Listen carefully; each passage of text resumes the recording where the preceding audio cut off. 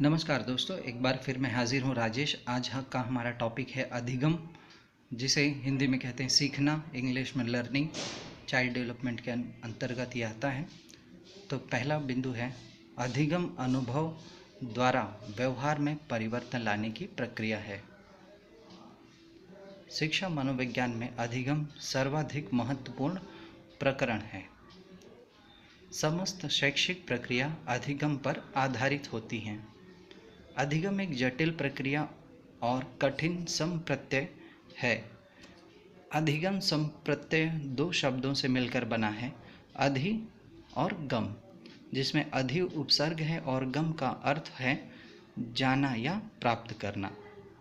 इस प्रकार भारतीय दृष्टिकोण के आधार पर हम कह सकते हैं कि अधिगम का अर्थ हुआ ग्रहण करना। अंडरवुड महोदय के अनुसार सीखना, अधिगम, नई प्रतिक्रियाओं को प्राप्त करना है या पुरानी प्रतिक्रियाओं की क्रियाशीलता को बढ़ाना है।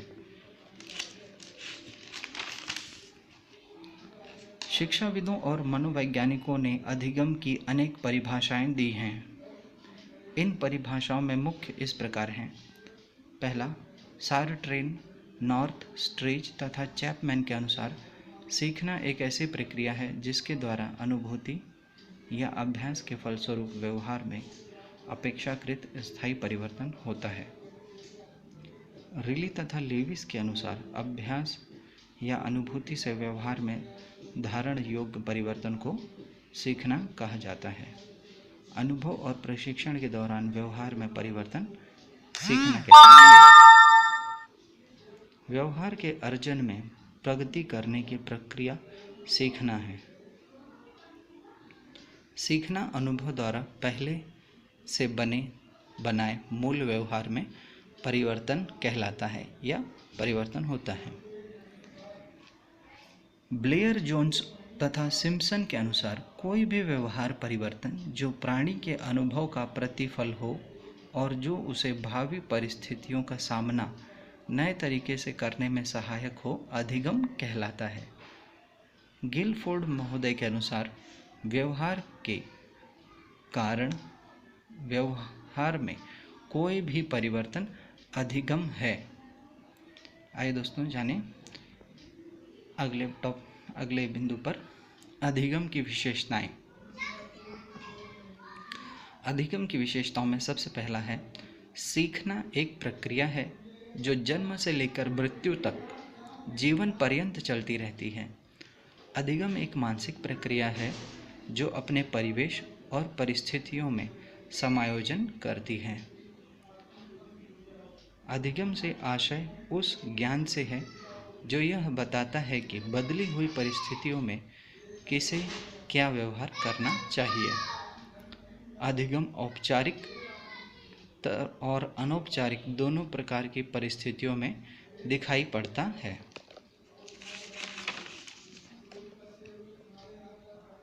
अधिगम के परिणाम स्वरूप अनुभव, ज्ञान, अभिवृत्ति आदि का अर्जन होता है। अधिगम व्यवहार के संज्ञानात्मक, भावात्मक एवं मनोपेशीय सभी क्षेत्रों को प्रभावित करता है। अधिगम चेतन, अचेतन अथवा अर्धचेतन स्तर पर हो सकता है।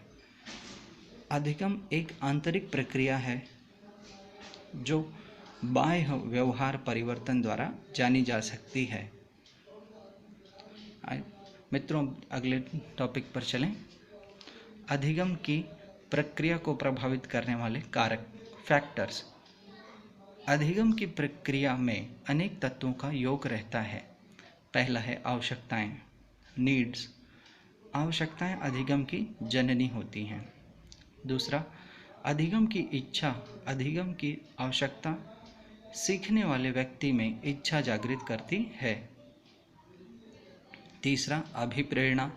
अभिप्रेरणा का सीखने की प्रक्रिया में महत्वपूर्ण स्थान होता है। सफल अभिप्रेरणा अधिगम की जनक होती है। चौथा, वातावरण। जिस प्रकार कोई पौधा अनुकूल वातावरण में ही पुष्पित पल्लवित होता है, उसी प्रकार अधिगम प्रक्रिया भी अनुकूल वातावरण में पुष्पित और पल्लवित होती है। पांचवा, मानव स्वास्थ्य। सीखने की प्रक्रिया में मानसिक एवं मनोशारीरिक दृष्टि से स्वस्थ व परिपक्व बालक बालिकाएं सुगमता से अपने अधिगम की प्रक्रिया को पूरा कर लेती हैं। छठा है तत्परता। अधिगम की आवश्यकता प्रबल इच्छा तथा अभिप्रेरणा से प्रभावित होकर जब सीखने की इच्छा वाला सीखने के लिए तत्पर हो जाता है तो उसकी अधिगम प्रक्रिया प्रारंभ हो जाती है। अंतिम है दोस्तों अधिगम विधियाँ। अच्छी, सुगम, रोचक तथा मनोवैज्ञानिक नियमों पर आधारित विधियों के सीखने की प्रक्रिया पर अच्छा प्रभाव पड़ता है। आइए अगले बिंदु की तरफ देखें। अधिगम या सीखने की प्रक्रिया का चित्रीय स्वरूप। तो प्रारंभ में शुरुआत आवश्यकता से होती है, आवश्यकता के बाद है अधिगम की इच्छा, उसके तुरंत बाद तत्परता, फिर अनुभव, अनुभव से व्यवहार परिवर्तन, व्यवहार परिवर्तन में स्थायित्व, स्थिरता और अधिगम कार्य की संपन्नता, ये समाप्ति। ठीक है, यहाँ तक सीखने की प्रक्रिया का चित्रीय स्वरूप है जो प्रारंभ बिंदु से समाप्ति बिंदु तक है। तो दोस्तों यहाँ पर हमने जाना अधिगम के बारे में। अगले शीर्षक में हम जानेंगे अधिगम सीखने के सिद्धांत के बारे में। तो दोस्तों अगर आपको मेरा यह वीडियो पसंद आ रहा हो तो प्लीज़ लाइक करें, सब्सक्राइब करें, कमेंट करें। तब तक के लिए दोस्तों नमस्कार।